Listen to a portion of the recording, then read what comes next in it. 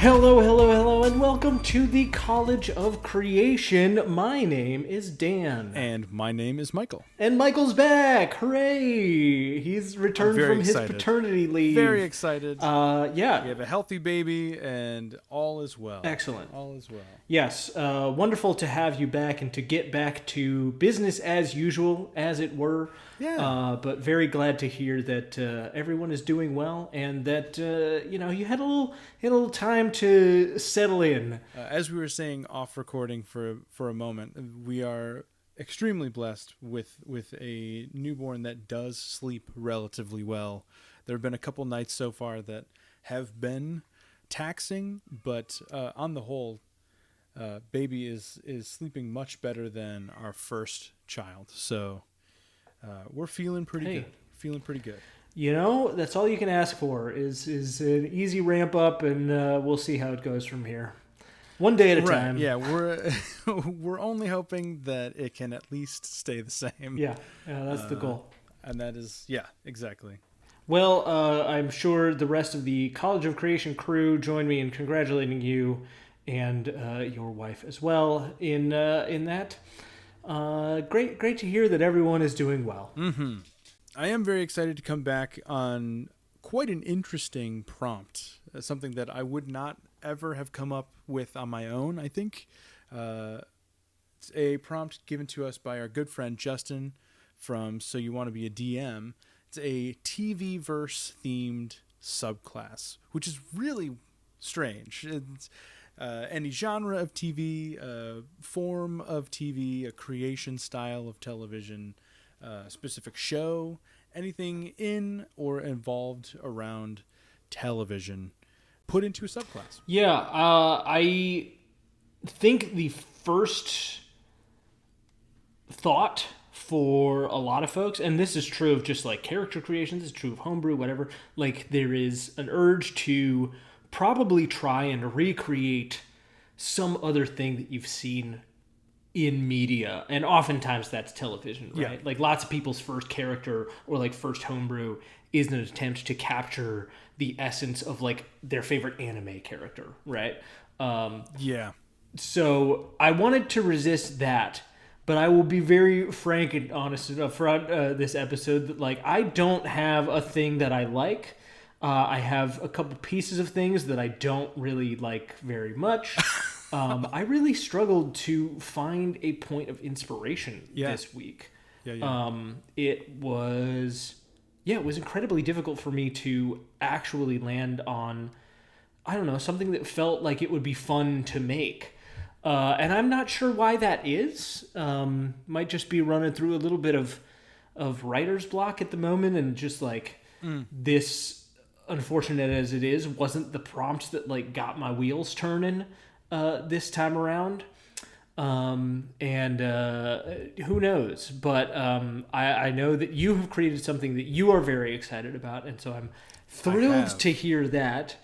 I wish I was excited as you are for this prompt specifically. Thrilled to have you back. Thrilled to see what you made.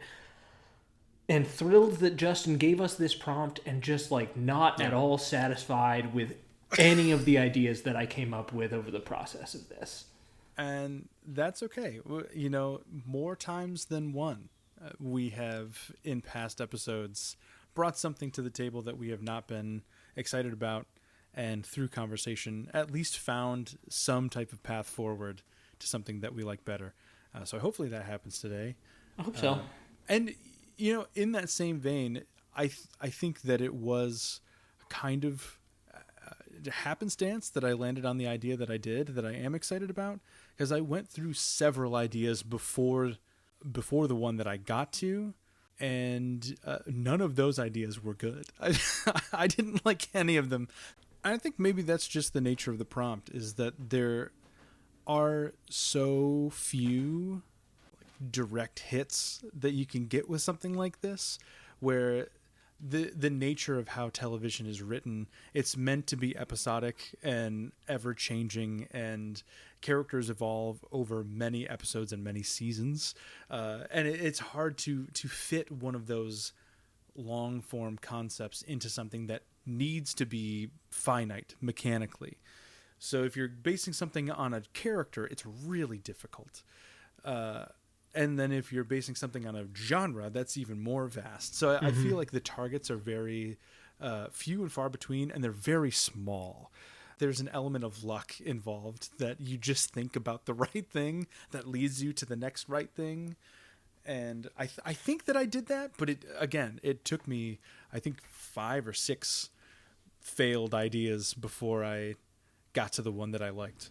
I think the ideas that I had were they were good starting points.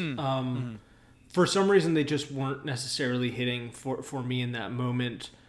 I think they were good starting points for something that is perhaps just a little bit easier to work with as a committee.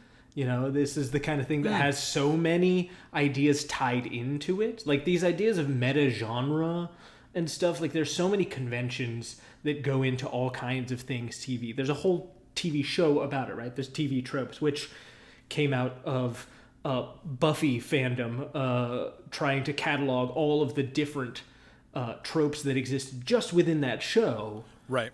And then it expanded out to the wider TV universe. And so if you are trying to capture something that is really, an entire genre, there are a lot of things that you have to boil down to okay, what are the necessary ones? And I think that maybe that's where I ended up with the most struggle, is just that choice paralysis of I had an idea of cool, it would be cool to have that as an idea that manifests in a class or a subclass, but what do I do? What pieces of that can I take in order to fully capture it and make it a fun subclass to play? Yeah. And then there's some things that are just I don't even know where to start trying to capture that genre.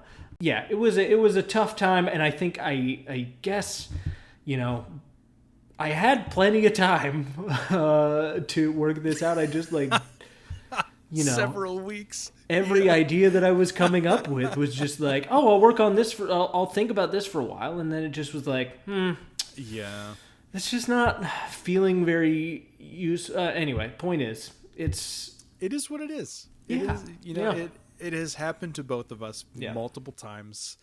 I always refer back to the first instance of this during this show, which was Plutchik's Talismans of Intermetal, where I came with several items with nothing. A couple items were complete, and 2 or 3 of them had no text under them whatsoever. That's where I'm at this week for sure. That is absolutely where I'm at. But yeah, I think that this is a prompt that lends itself heavily to a pitch like that the first time around, which is totally fine. Yeah. Totally fine. But writer's block or creator's block does happen. It's unfortunate, and it hits when you might least expect it. You could be in the run of doing some great stuff and creating all the time, and then just other things are going on in life, and to be fair, that's happening right now. There's a lot of things going on, and for both of us. we're definitely trying to deal with everything. So I guess just if anything, at least I want to say to those who might be out there listening who are also creative in one way or another, that if you're having a hard time, first of all, in the current universe that we live in, just creating anything, getting up in the morning and making the thing that you love making, if it's a struggle right now, totally understandable, and I'm right there with you. I feel you, and I hope that you find some support to just keep you going through it. But also, if you're struggling just because nothing seems to be feeling right, that's also okay, and I'm also there with you, and we all go through it. But keep plugging away, and you got this. Trying situation after trying situation seems to be occurring right now. If you're listening to us from within the United States, it is a different day every day. So sometimes that can help you dig deeper into the things that kind of take you away from normalcy and fill your bucket and give you a big boost to your creativity. And other times it just sucks it away so quickly. Hopefully we can be a little bit of a respite for you for an hour at a time here and there, but keep on creating as much as your body and your brain will allow. Hey, it is often the only thing that we can do. Correct. Yeah. On that note, I would love to see what you have created and get into the actual bones of this thing because I want to see something good. Okay. You've seen almost the full spectrum of reactions to my creations. You have seen me go into episodes totally ready to throw an entire creation out and start fresh. You've seen me at the very tippy top, stoked about everything. This is one of those. I don't know how I struck gold in such a difficult and broad prompt. I think I really like this. I think I really like what I created today. If you'd please open your document, Dan. This was another prompt, a subclass prompt that did not denote which class we should select. Mm-hmm. Today I went with a warlock. I call this the multicam patron. I like that. This is not based off of a show. It's not based off of a character. It is based off of the genre of multicam sitcom. Excellent. Television. Love it. This was originally going to be a fighter. You said it perfectly earlier, where there are so many facets to these things. Any genre of television is so vast that you have to end up choosing which points of contact you can place into each of the level markers for a subclass.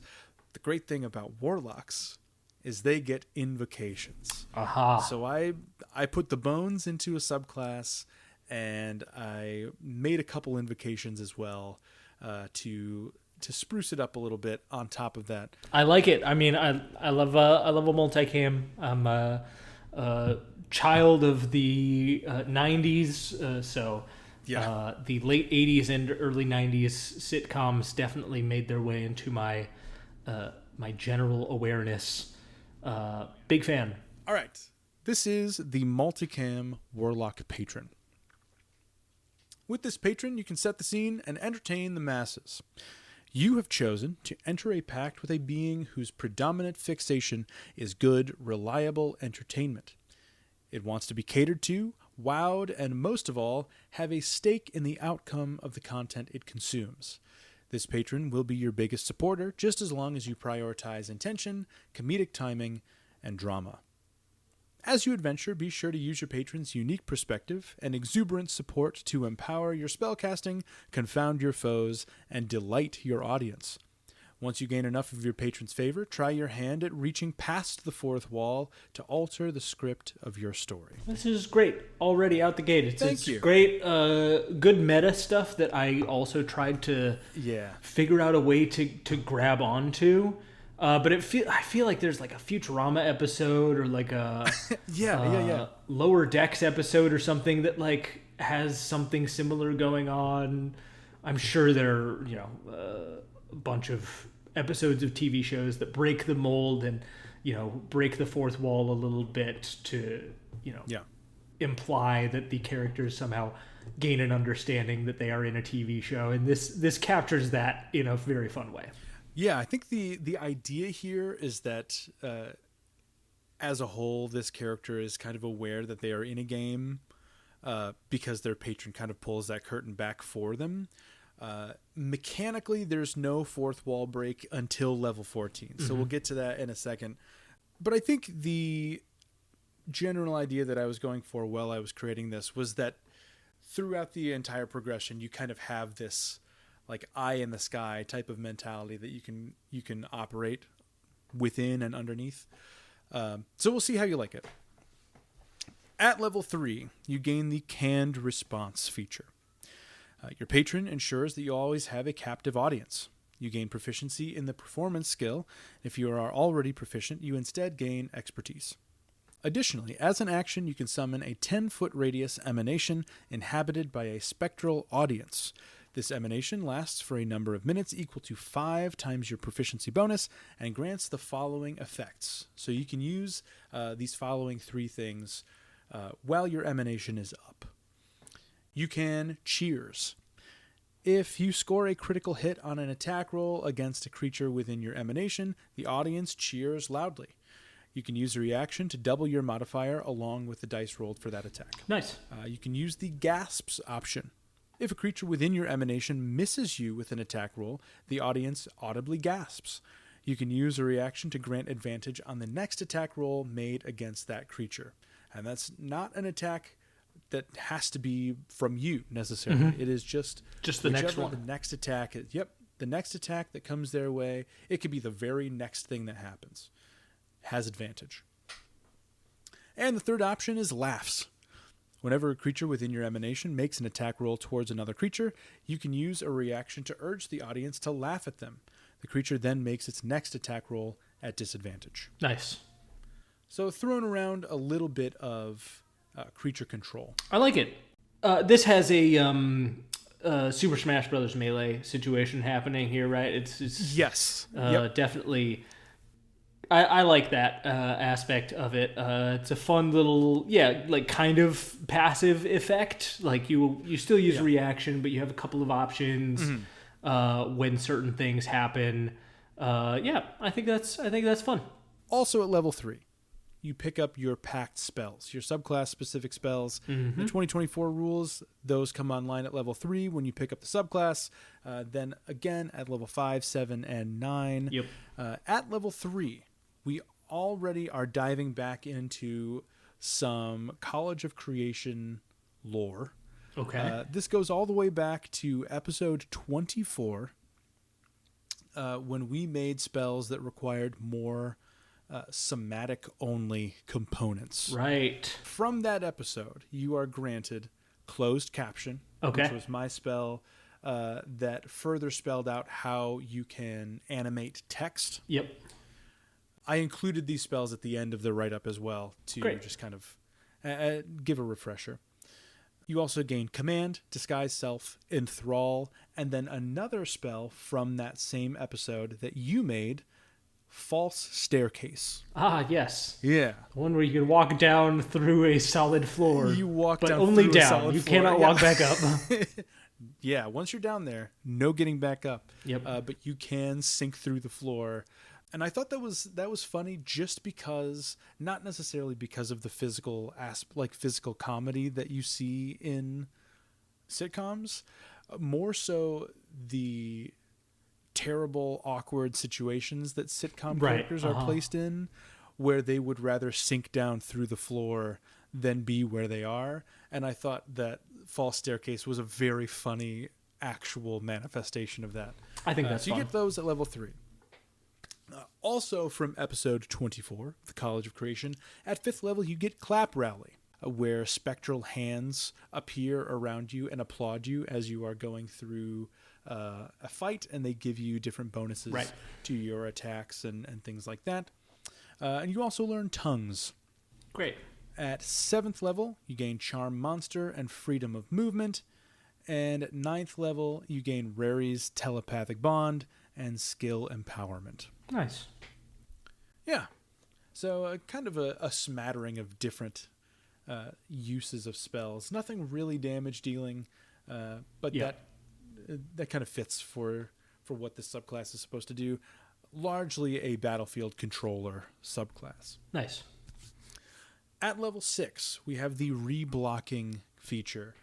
For those of you not in the TV or stage universe, blocking is basically the choreographed movement that actors are given and practice when they are in scenes. So reblocking means just changing the choreography of that movement. Your patron can adjust the scene of battle so the framing is just right. Once per round, you can use a bonus action to force a number of large or smaller creatures within 30 feet of you equal to your charisma modifier to make a charisma saving throw. Any creature can willingly fail this save if they choose to do so. You can then move any of the creatures that failed up to a total distance equal to movement you have not already used in the current round. As I'm reading this, Whoa. this is the most confusing. What a confusing feature. This needs an update. The movement doesn't provoke attacks of opportunity and can't place a creature into immediate danger, such as off the side of a cliff or into a bonfire. But this is basically what it is. Layman's terms. You have an amount of movement that you can use each round. You can choose to move with that movement, you physically as the warlock, or you can use any amount of that movement in any increment that you want to move other creatures who fail this save. Right. Up to your amount of unused movement. So you are reframing the battlefield. If you want to use all of that for one creature and push them as far away from you or pull them as close to you as you want, you can totally do that. You can kind of have a small scatter effect. Yeah. If a bunch of creatures fail, you can push all of them, 5 feet away from you or pull them 5 feet closer to you. So there's some flexibility within the mechanics of this. I don't know if it's useful. I just think that it's funny.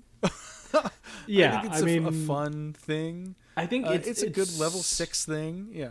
Again, I think it's the thing that you'd have to play test. You'd have to put into the hands of a player who is going to come up with things that you aren't, and is going to try and use it in ways that you don't. I think you saying right then in that moment that it doesn't specify that it can't be the warlock using this, or rather that it doesn't specify that it can't be the warlock themselves that uses this, means you could sacrifice your movement to basically use that as a bonus action instead, but get basically movement without opportunity attacks, which isn't game breaking if we're being honest, because rogues get that. Monks in 2024 get that without even spending a key point. You can disengage as a bonus action and move. You use your regular movement. And this is essentially, if you used it that way, you would essentially be doing the same thing, right? You're sacrificing a bonus action to use your movement to avoid opportunity attacks and get you to somewhere that you'd want to be instead. It maybe has a couple of edge case uses that are a bit more powerful because it is a semi-magical effect. But it's at level 6, so I don't think that kind of thing is that game-breaking. And as you said, other uses are not dissimilar to Scatter, which is a very similar saving throw, move creatures around, and people can opt to save it or fail the save if they want to. I don't know. I'm talking too much about it. I like it. I think it's not bad at all. Well, thank you.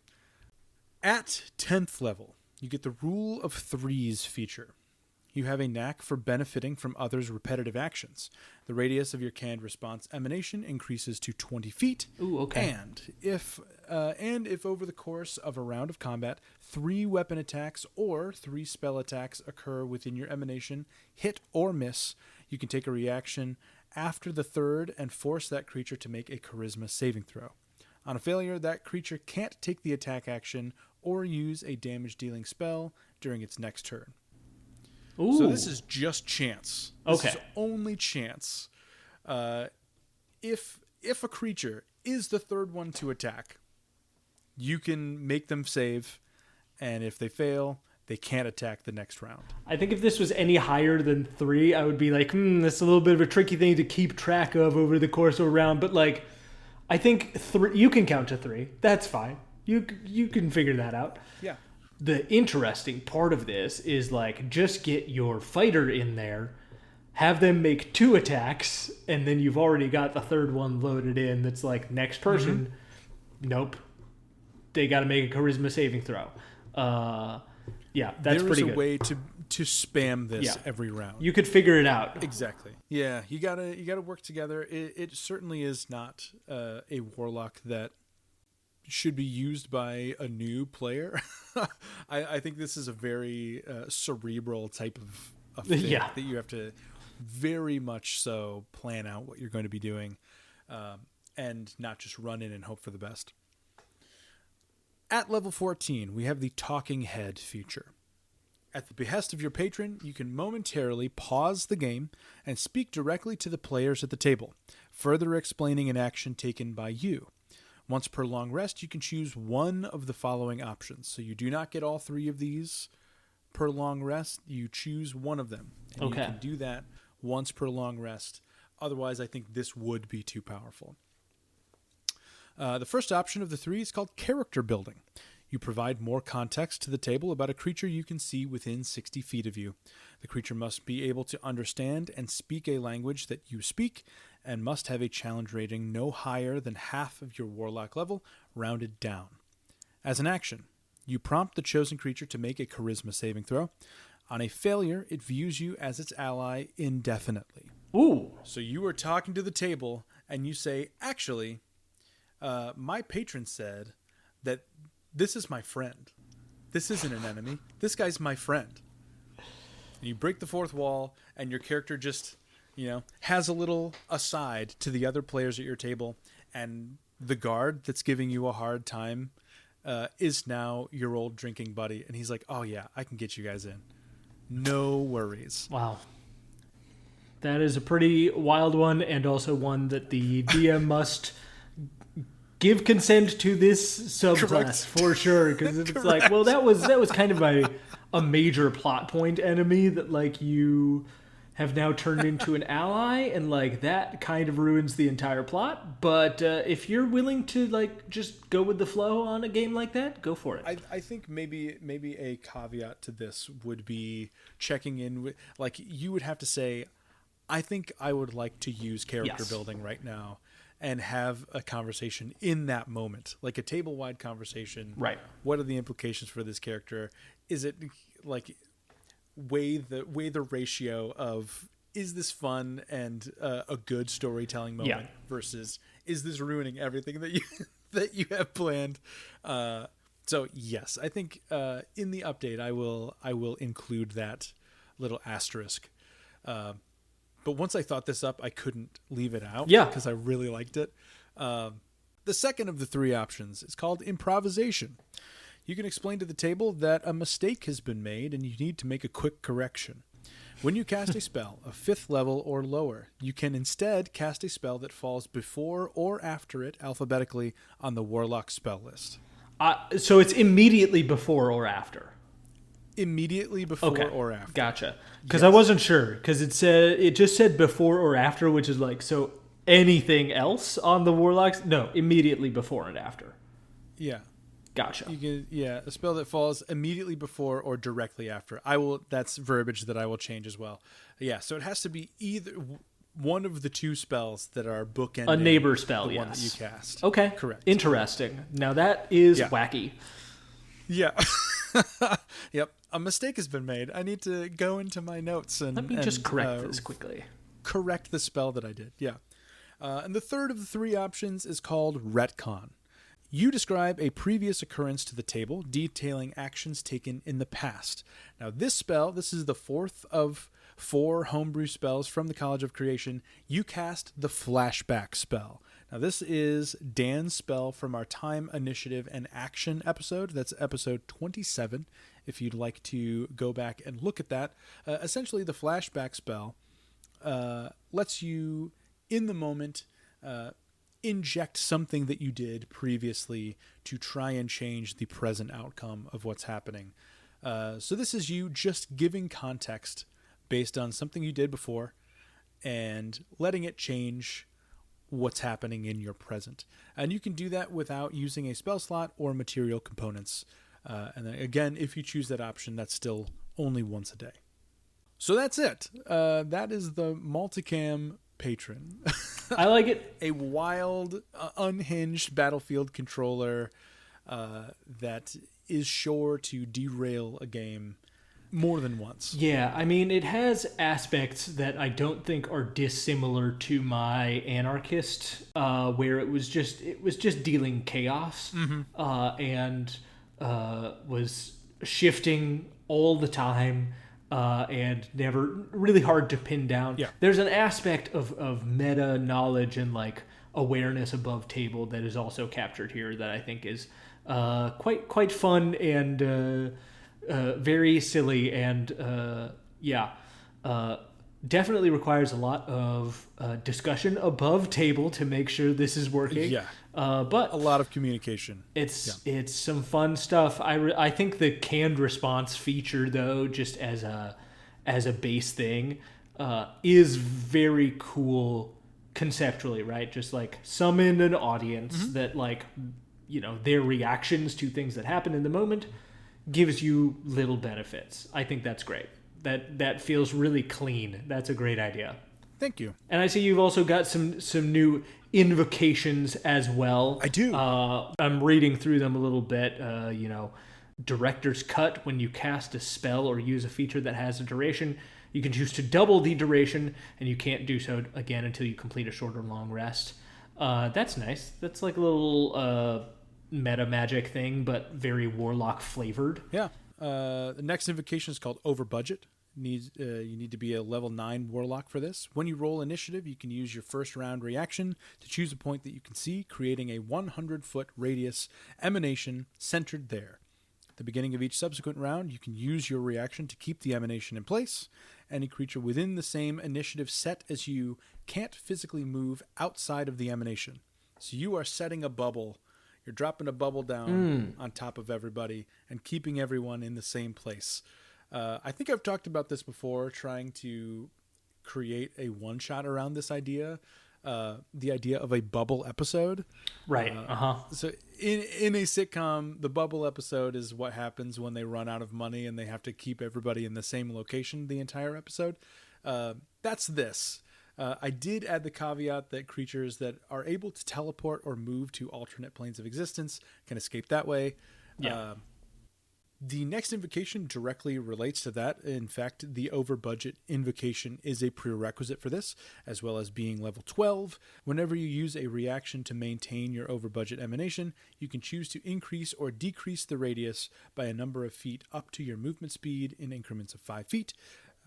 This feature does not use your available movement like the actual warlock feature does. Nice. And the last one of the four... Thank you. The last one of the four is called Wardrobe Adjustment. This is a level 12 Warlock invocation. You can cast Seeming without expending a spell slot. For you, the duration is a number of hours equal to your Charisma modifier. That's great. Clean Warlock invocation. Seeming. Easy stuff. Yeah. Yeah. Upgraded Mask of Many Faces. Exactly. Yeah. And then this last page is just the blocks for the spells that I pulled from those other episodes. Yeah. So no need to go through those. But I was happy to plug some College of Creation stuff into a subclass finally. I do very much enjoy how often you find ways to bring your own creations or the College of creations into future homebrew. It's always delightful to see. Expands the world a little bit.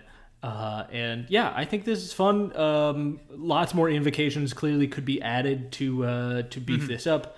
But as it is, I think, you know, warlocks are very fun in that way. You get mostly your spells and some of those things create so much of the identity. But you can capture some aspects in the subclass features, and I think they're the ones you have here are very wacky and fun, as they should be for a multicam. Thank you. Yeah, I had a lot of fun building this. Nice. All right. You said that you are less than excited about the thing that you brought today. Let's dive into it. So I haven't really brought much of anything complete. I'll say that much. I'll present a couple of quick ideas that ran through my head. I mean, first of all, you know, competition reality shows. I'm a watcher of Survivor. I'm a watcher of RuPaul's Drag Race. Love Drag Race. Things like that. Nothing felt like working correctly for that. I wasn't even sure what class to start with for some of that. What I ended up like feeling like I was leaning more towards was like trying to capture something that wasn't necessarily TV related in many of those cases, right? Like Survivor, you know, I was thinking, oh, well, we could do a ranger or a druid who's focused on like the weird Survivor challenges, but like everything I was thinking of was mostly just, well, that's a survivalist. That's not really what we're trying to capture there. Similarly with the anything Drag Race related was just like, it's kind of a performance makeup costume bard thing happening, but it didn't feel like TV. I didn't want to do a character from TV. I thought for a little bit about like other reality television, but I'm not a student enough of like Real Housewives to capture like a Real Housewives thing. Although I will say, if someone else knows more about those things and is a watcher of those things, I think that is so good for a subclass. In fact, this is a slight tangent, but I saw a TikTok recently proposing the idea of a paladin with bad ideals, and I gotta say, some of these people on the like rich people being problems reality shows, they have an oath of something that is just the worst possible thing. Oh, yeah. Strong paladin energy to the negative. Like strong bad paladin energy. Anyway, I think I would love to read that. I am not the person to make that, so I couldn't go with that. And then I landed on some things that were like, they're TV adjacent again. And I'm like, oh, that seemed like fun. So what I started to make, and I included it here, was a bard college, but then halfway through I was like, this isn't a subclass. This should be a species. It's a stupid species, but it should be a species. This is the bard subclass, the College of Felt, inspired by the Muppet Show and the general Jim Henson Muppet universe. It includes things like durable material, so you learn the mending cantrip and can cast it on yourself, allowing you to spend hit dice outside of a short rest. You also have my favorite idea, honestly, it's so much a storytelling idea and so much a thing that like I think would just be funny to play as a character and like be in a world where nobody ever talks about it, but very obviously the character is a Muppet, is unseen legs. So your legs are oddly never visible, and nobody comments on it, but you always have half cover because you are always like just behind something, or like half of you is never there. Yeah, you're just like behind a rock all the time. So funny. It's so funny, right? But then I was like, okay, let me build this out a little bit further, and I was like, what else could be funny? What else is part of the Muppet Show? And it was just, I started to put in too many other weird ideas that were like, this isn't feeling, I don't know, it's not feeling enjoyable to me, even though the Muppets is such a beautiful thing to me, and the original Muppet movie is one of my favorite things in the world, but like it's so hard to capture the magic of the Muppet Show or the magic of the Muppet movie in features because the tropes are just so special. The way that the wordplay and the jokes works is so good. Like I love the walk this way bit, but it's like so you can't, like, what am I supposed to do with that? Yeah, how are you going to write that down mechanically for the audience? For the audience who might not know, the walk this way bit is one of the characters who is like leading another character to a place. It's like, we're here for a hotel room. It's like, yes, your hotel room is right this way. Walk this way. And then the person leading does a silly walk, and the person following gives a shrug to camera and then walks in the same silly manner. Right? So it's a joke on walking this in this manner or walking this direction, right? Then I was like, okay, what else is wacky and fun like that I can lean further into? And I was like, cartoons. Wait, maybe this is a cartoon. Maybe this is something that I can like capture the energy of like Looney Tunes and Who Framed Roger Rabbit into this, right? Which is like, okay, everything then functions on like the rule that if it's funny, it works, and it doesn't work if it's not funny. But I also just couldn't, I had an idea that was like, oh, that's interesting. And then I started to think about actually how to make it, and I was like, I'm not actually having fun thinking about how to make this. I just like the idea. This 100% is a playable species. It is a playable Yeah, species. the College of Felt is not a College of Felt. It's a Muppet species, and I would absolutely do that. I want to play a multicam patron as a Muppet species. That's what I want to do. That'd be fun. That's a species that I would build out. And then I started building out a bard. I'll give you the first two features that I started to come up with, but I still don't even like it very much. Okay. So this is a bard subclass that is the College of Cartoons. I decided to go down the route of this bard isn't a cartoon, but is instead a cartoonist. So they are doing the animation, and they're doing a very like Looney Tunes style animation. Okay. You know, you can defy the laws of physics and reality. The College of Cartoons is sustained on a simple rule. The funnier and more absurd something is, the more likely it is to work out. With the aid of a set of paints or inks, these bards can create images of the world not as it exists, but as they wish for it to be. And the more amusing and exaggerated their creations are, the more powerful their control over the laws of reality becomes. So you gain proficiency with painter supplies, and then I added the caveat that when you use the utilize action with painter supplies, you make any necessary checks with charisma rather than wisdom, because in 2024 they have given specific things that you can do with the supplies, but also an associated ability. So in this case, you can use charisma because you're doing kind of exaggerated stuff. You know, your performative aspect is going into the cartoons. And then I also added a feature which no other bards get. They don't get granted spells really at all. But I came up with this idea that you could learn new spells when you reach bard level specified in the spells table below, and they don't count against the number of bard spells you know.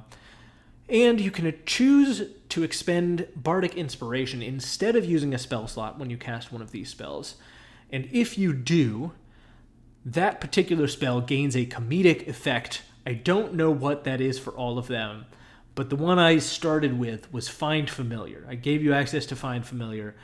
I don't like this comedic effect very much, but the idea is that like when you make your familiar, it's not just a normal like weird fey owl or whatever. Like it's a sidekick. Yeah. Suddenly it's a cartoon owl that like can speak, is a sidekick, and can do something wacky and cartoonish.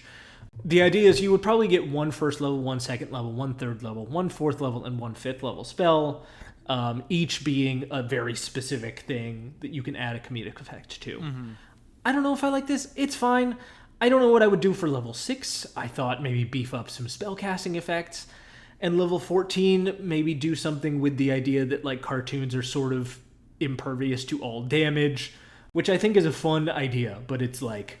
Yeah. You know, it's one of those things that was like, it didn't feel like enough, and it didn't feel like it fully captured what I'm trying to do here.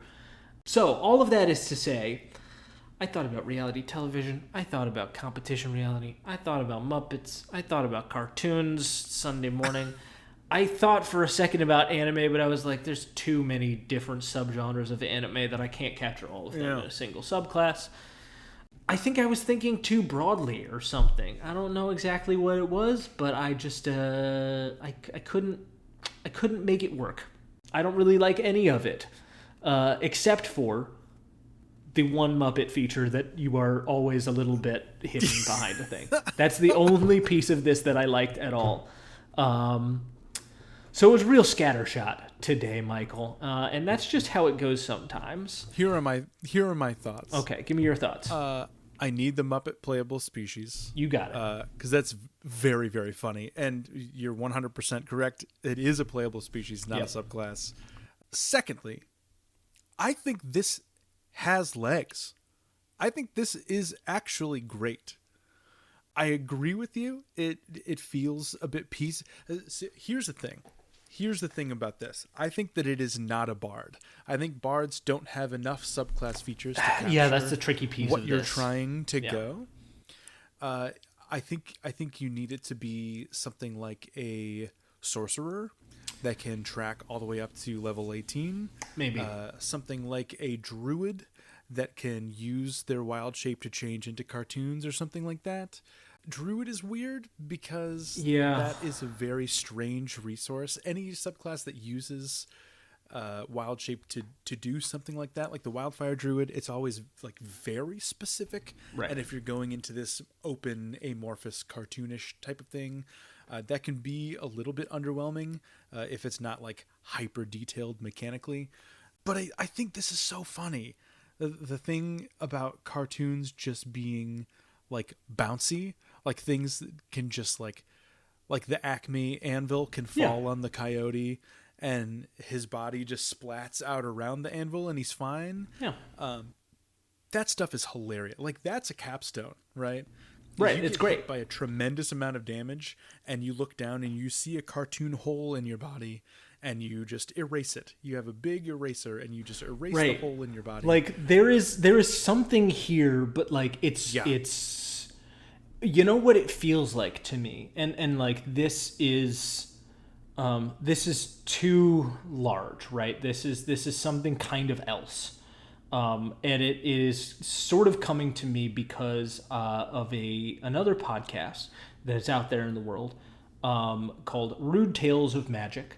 It is a D&D actual play podcast run by people who like honestly barely know how to play the game, or at least they pretend to not know how to play the game for the effect. Sure. But for back in their old original season, the DM there, Branson Reese, great DM, weird guy, like weird but in a really good way. They have a great and weird cast.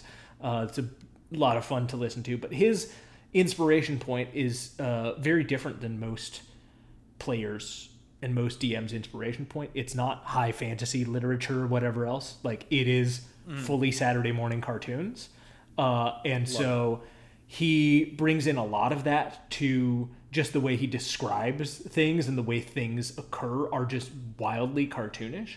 And so I think the ideas of this cartoonish manifestation of your game or of your characters or whatever else is like a setting and a campaign more than anything. Like you would need these rules because that's the thing about cartoons, especially like, you know, Looney Tunes, Merry Melodies cartoons, is that like they don't make sense to our logic in our world, but they have an internal logic that is consistent. Yeah. And this is a thing that comes up consistently throughout Who Framed Roger Rabbit, right? As it takes massive inspiration from those places, right? Like there is an internal logic. It just is totally different, and it is entirely based on absurdity. Mm-hmm. You kind of need to make a campaign setting to make that work. Right. You kind of need to make everybody follow those rules and not just one character class to make that work. It turns into those legendary items. We had this talk, I don't know, like months ago, a long time ago, where there were so many cool legendary items that nobody ever takes because they're so setting specific. Mm-hmm. That you're like, oh yeah, well you do this and it's owned by this guy, and if you cut off this guy's hand, then it makes it more powerful. Like, okay, well, I'm not playing in that setting, so it doesn't make any sense. Yeah, this has that same feel where it's like, why would I play a cartoon in a grimdark? Right. Like, if the world isn't cartoony, then this doesn't really make sense. Correct. So, you know, I think there are other things that I can think about that might be fun to do. I mean, I think there's a ton of ideas. But, Michael, I really enjoyed what you made, and I appreciate your kind words with regard to the things that I made. Oh, of course. Even if they weren't perfect. Shall we roll for what we're going to make next week? I think so. Great. I think so. I am pulling up our list of homebrew prompts. If you have a prompt that you'd like to give us, something you'd like to hear us make on the show, shoot us over a prompt at collegeofcreationpod@gmail.com, or you can come on over to the Patreon, as mentioned before. That's patreon.com/collegeofcreationpod. And you can join at the free tier, get access to all of the things that we've ever created in PDF form. Check them all out. Use them in your games. Do whatever you want with them. And you can get us in touch with us over there, and we'd love to have you. Michael, what are we rolling today? We are working with a 16 today. A 16 is a shared feat or ability that party members can use together / symbiotically. And that's from @WillWham on TikTok. That's fun. I like that. That is a thing that Wonderful. many tables try to do, and I myself have tried to do on same. occasion, coming up with better like combo moves or things like that. That can be really fun. Yeah. I like Yeah, that. we talked about the damage table a while back, that like different party members use different damage types. It leads to a third, more specific damage type. Yeah. Yeah, I think that like could be fun. You know, Yeah. yeah, Yeah. symbiotic combo moves, things like that. That could work in or out of combat. The game is vast. There's plenty of room to work together and create new things that wouldn't be possible alone. That's a good prompt. That is a great Good prompt. prompt. I'll be looking forward to what you create, Michael, and looking forward to if I can break this streak a little bit, break the dry I'm spell. sure you will. I'm sure you will. Indeed. But until then, Michael, it's been a pleasure chatting with you. You all out there, thanks so much for listening. Thanks for joining us. And we will speak to you next time. Goodbye. Goodbye.